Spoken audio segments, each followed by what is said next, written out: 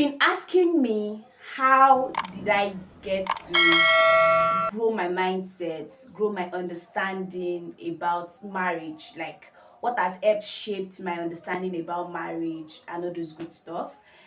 And that is why in today's video, I'm going to be sharing with you guys how I moved from this to this. Welcome to my YouTube channel. My name is Toluwakemi. Oh, scratch that. My name is the Global Toluwakemi. Well, we give glory to God. Alright, so I don't know where you are watching this video, but let me know which part of the world are you watching this video. Drop it in the comment section. Yeah. So this video, like I said, it has the tendency to be long. So there's going to be a part two just in case. So I will encourage you to, watch the part two when you're done with the part one. And just in case you're like, where is the link to it? Is in the description box. The link to the part two will be in the description box. Alright, so I basically in this video I just want to talk about my mindset evolution as regards marriage, as regards the the how do I put it now? The concept of marriage. Yes, I want to talk to you guys about my the evolution of my mindset and understanding around the concept of marriage, right? That's what I will talk about in this video. Yeah, so basically I think we should take it from how I grew up, like my understanding of marriage based on how I grew up. So my mom is an amazing woman, and I remember when I was growing up, around like that 8 years old, 7 years old, and all those good stuff. My mom was a single mom. Yes, like we started as a single mom. My mom was a single mom raising my brother and I. And I remember when I was like around like that 7, around 8, into 9, I remember that because of the because of how my mom raised my brother and like I felt like my mom was doing a very remarkable job. Like I feel like she was doing everything right. Like I was so content with the way she was raising my brother and I that I felt like, oh boy, I don't need a man in my life. Like I just made that decision that I can do this life thing myself. I don't need a man in my life. And I don't know how a 7 years old, 8 years old me came up with the idea of. I just felt like I didn't need a man in my life, that it would be better for me to just adopt. So adoption for me, right from when I was young, has been a good idea. And even till now, I believe strongly in adoption. I believe I feel like it's a privilege to be able to adopt. I feel like it's a privilege to be able to adopt. And as I then, that was where I just had that mindset that okay, I felt like okay, to have a child, you need to get pregnant and all those good stuff. And one of the things that my mom was always about is my mom would be like, tó bá lọ lóyún, tó bá lọ lóyún. So in my mind, I just felt like I don't need you need a man to be pregnant, right? I just felt like I don't want a man in my life.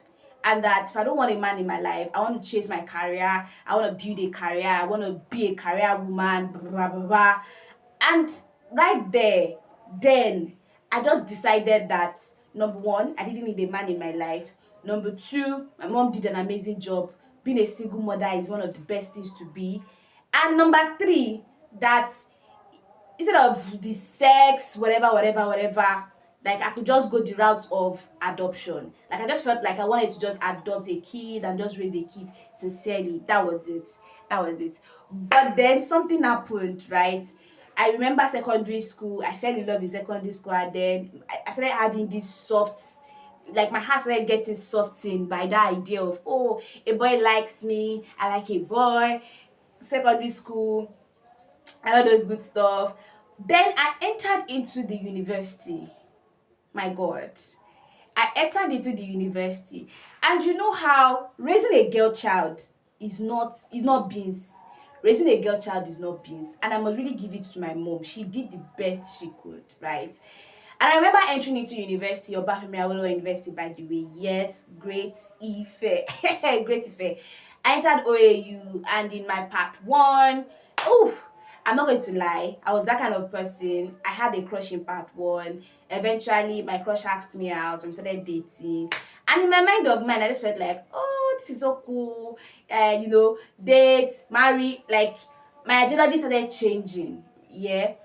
But the quality of it, yes, it changed, but the quality of it was now very, very important. I remember in part one, that was when I met, there was a pastor I met, Pastor Joy.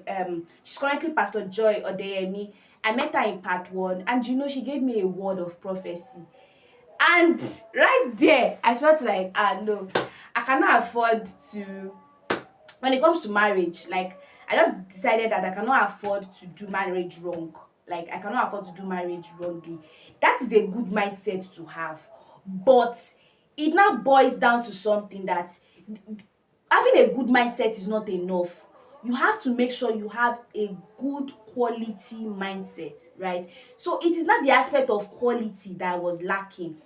That was where my issue started, right? So I was attending GLT, Gospel of Tabernacle International Church, and in GLT, it felt like these people do not have bad track record of marriage.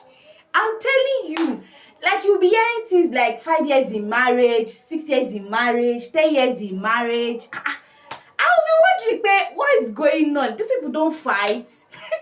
These people don't fight. They don't quarrel. And then I started watching American movies. Oh boy, I started watching American movies. And then in American movies, I was seeing a lot of things, I was seeing. And then that was, I remember then, I watched this particular movie, Jane the Virgin. Yes, I watched Jane the Virgin. And in Jane the Virgin, they talked about, she was a virgin that got pregnant. How? Through artificial insemination. I remember the time I watched that movie. Guy, I went to do Google. Like, I sat down with Google and I was reading. Like, I was reading and reading because I wanted to know more. Like, I was really, really interested. I wanted to know more. I wanted to learn more about this artificial insemination thing, right? And then when I found out that, when I got on and this is something about me, if I'm obsessed about something, it will take God. As in, I got obsessed with the idea of artificial insemination. I started researching. I watched Jane the Virgin. I watched that movie finish. I watched it again just to understand the concept of it. And I just found out that the only thing I need is, I don't even need to get intimate with any man. I just needed what? Sperm. I was like, okay, so, and in my head, I just did permutation that, okay, to be able to get sperm, you have to have money. And I just decided that I wanted to reach the pinnacle of my career, get all the money I can get, like, slave away. I think that's one of the reasons that still gives me PTSD with work now. Like, I feel like I just need to have all the money. If I have all the money, I'll have everything. Like, I had a plan. Finish school as at then, I was going to finish school by 19, finish school at the age of 19, entering 20, or latest at most at, let's say, 21 going into 22. Finish school. When I finish school, serve. When I finish serving, go to I was going to do my masters in UI, get my marketing degree. After my marketing degree, try to look for how I'm going to, like, get a job out of the country. Like, I had a plan. When they say that I have a plan, and I think is a strength of mine, right? That being able to, like, articulate the future is a strength of mine, sincerely. But, like, I'm just grateful to God that I've submitted it to God. Because it would not have been easy, yeah. So I already came up with all those plans. Then something happened in school and everything came rumbling down. So now I had to start all over again. And I feel like if that had not happened to me, I would not have been here today. Maybe the goodness and the mercy of God would have helped me along the journey, but I don't feel like I'll be here today because what happened literally restructured my life. Yes, it literally restructured my life. Like, that was when I started, okay, what does having a fellowship with God looks like? That was when I started. Yeah. Now let's now dive right into it. I already had this mindset. I was seeing good marriages in GLT. It was looking beautiful, but there were still some too that was not doing as much as you would think, right?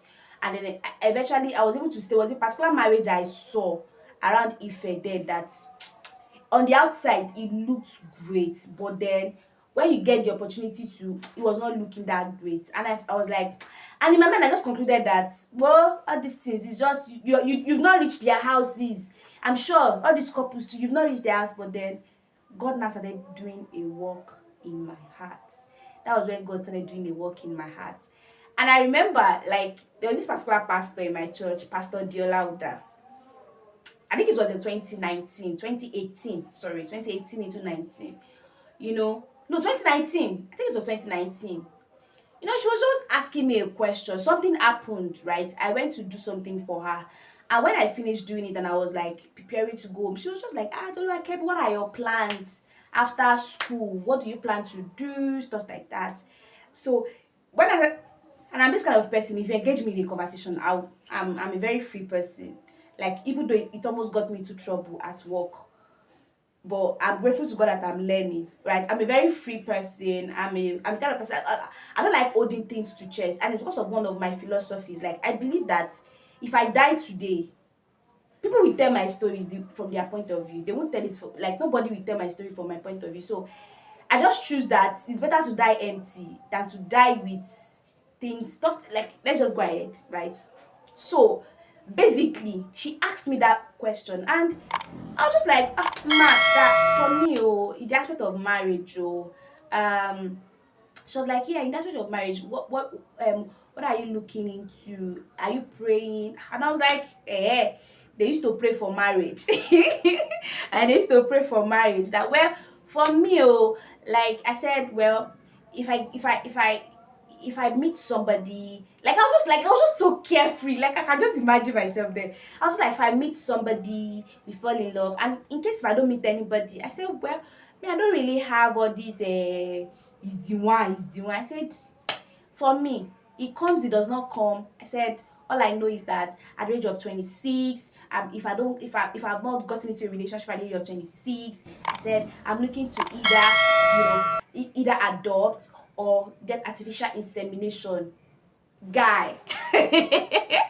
But I must really give it to her, because sincerely, she didn't make me feel she didn't make me feel like I said something that did not make sense. Like, she allowed me. Like, it's one of the things that till now, I don't think Pastor D can ever do anything wrong in my eyes.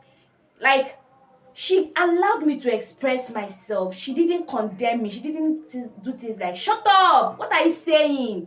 Because I remember that I've told somebody before, and the person was like, why will you be saying things like that? But she didn't do that. She allowed me to express myself. Like, she allowed me to talk. She gave me that room to express and talk. So I said everything I wanted to say. And in conclusion, she just said, okay, but she just said, no problem. That, but have you tried to pray about it? I said, well, not really. She was like, I think you should pray about it. And I think that, looking back now, I think telling her was a light shift moment for me. I don't know. But I just think that maybe after that day, she must have done one dangerous prayer for me.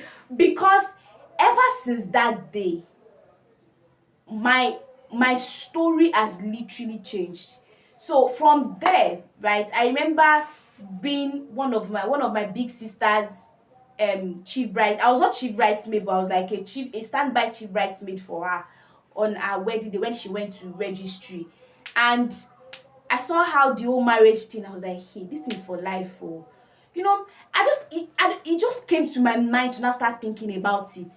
Before, I've decided, and I'm this kind of person that once I decide something, it's decide me. But before, I had decided, but then it just like come to my mind to like start changing my mindset concerning it. After that day, we entered into 2020, and then 2020, God literally started speaking to me about it. There was a particular, I signed up for a course by DDK. And in that course, DDK was helping us to understand the principle of being, like being yourself. And I remember vividly, she said something that till now I can't forget. She said that you know the kind of woman, she said, get to knowing the kind of woman you are so that you can know the kind of man you cannot marry. And when she said that, I was like, wait a minute. So I started to practice what she said, right? What kind of woman am I? And when I asked myself that question, she gave us some things to answer, and I realized that, oh, the kind of woman that I am, there's a certain kind of man I can't afford to marry. Now she now said something that about this kind of woman that I am, that is like the kind of woman that I am. This kind of women tend to, because they want to get married early, or because of the pressure, the society, like they fall victim of marrying a certain kind of man that they should not marry. They started describing it. She said that, for example, you know that you're a visionary, you are the kind of woman that God has called you to be out there. And this is not to diminish any kind of woman, right? But it's good to know the kind of woman that you are, so that you know the kind of things you can undo. Now, the way God has, my own configuration, yeah, is like to be like a forefront kind of woman, like the likes of Joyce Meyers, likes of DDK. Like that's the way God has called me. God has called me. That's my own configuration, right? That's my own DNA. And she said this kind of women, what you now do is that, because you know that, because there's this thing that when you now get married, right, that some people, when they get married, their husband like tells them, you cannot do this, you cannot do that, you have to get permission, stuff like that. She said this kind of women, what they do is that, because of the pressure of, because this kind of women, they tend to get married a bit late. Like she said, that is one thing that is very common, that this kind of women, they tend to get married very late, because of that. Most of them is either, one, because of the man they want to marry, they take their time to make sure that they marry a good man, or secondly, some of them, because of the what everybody has, of what the society is saying, they just prefer to be single. Like, she was just giving analysis, an analogy of everything. Now she now said one of the things that they do is that you reduce yourself so that you can marry. For example, you know that you have the ability to do this, like you can start a company, you can start this, you can start that. But what do? Instead of you to like start all those things, you keep saying until you get married, because if I start this now, who will marry me? For example, you have the means to buy a car, that you have the means to buy a car, but some women will be like, I don't want to buy a car now, because the man will not want to marry somebody that already has a car. I don't like that. Is crazy. It's a crazy mindset. Some people still have it. For example, now your mom can just be like, don't buy a car for yourself. Oh, my men don't like women that are independent. Men don't like women that cannot. All this nonsense that we hear a lot, right? She was not saying and giving an example, and I realized that, oh my God, I've been doing this with my life. There were a lot of things that I will love to do, that I want to do, that I want to start. But then I just keep having this mindset that, if I do this, won't people say I'm too much? If I do this, will you be able to see me as somebody that can be respectful? Like, I just kept, I found out that I already had that thinking pattern or more. And I realized that subtly, I was afraid of getting married because of that. So, like in a subtle way, I was afraid that if I get married, I will not be able to like I won't be able to blossom. Like I just felt like, and she was not saying it that if you have that kind of mindset and you eventually do get married, she said you now get married, you now believe that you're not saying things like, this man is not allowing me to flourish, this man is not allowing me to blossom. She said that is a lie. She said it is your fault. I was like, why would she say that? She now said, calm down, listen to me. She said, because you know the kind of woman that you are before you got married, but you refused to be that woman. You now married a man that is comfortable. Let's say you are 100% woman. You now preferred to be 50% so that you can marry. You now get married, finish. You are not desiring to be 100%. She said, but that is not good, because you actually lied to the man. That it is not the man's fault if he does not allow you to blossom, because you literally lied to him. You only showed him and told him you were 50%. If you had been your 100%, you would not have attracted a 50% man. Hey! Oh my god. I remember, like, she might not have said it the way I said it, but I'm just saying it for my own understanding. And I remember just listening to that and my mind just being like, what? And she said that the quality of the man you attract is the quality of who you currently are. She said, now, if you are 70%, you attract a man that is in the lane of 70%. And the man can already see when he was dating you that you have the tendency to be 100%. By the time you get married and you are now striving for that 100%, he won't be surprised because he already knows that when he got married to you, you already had the tendency since when he got married to you. So he won't be shocked and surprised. In fact, it will even be his like one of his biggest goals will be that he wants to help you to get to your 100%. Omo, when she said that, I'm not going to lie to you guys, I cried.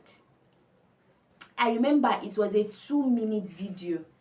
I sat down with that 2-minute video and I listened to it over and over and over again, and I wept. And Toluwakemi wept. I wept, I cried, I crowed. All the English together. I said, God, so I have actually been limiting I've actually been doing myself more harm than good. Yes, because that's why you say that, how come I'm attracting all this kind of men? It's because of what you are, like what you are showing. Do you get? So I said, okay, what will I do? So I said, I just have to embrace myself. I just have to embrace who I am. Not trying to wait till I get married to become the full version of myself. Guys, you see that 2020? I'm not gonna lie to you.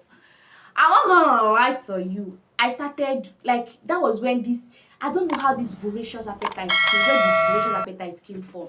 I was in the zone. What can I do? How can I help? What can I read? What can I learn? I was voracious. And I'm not going to lie to you.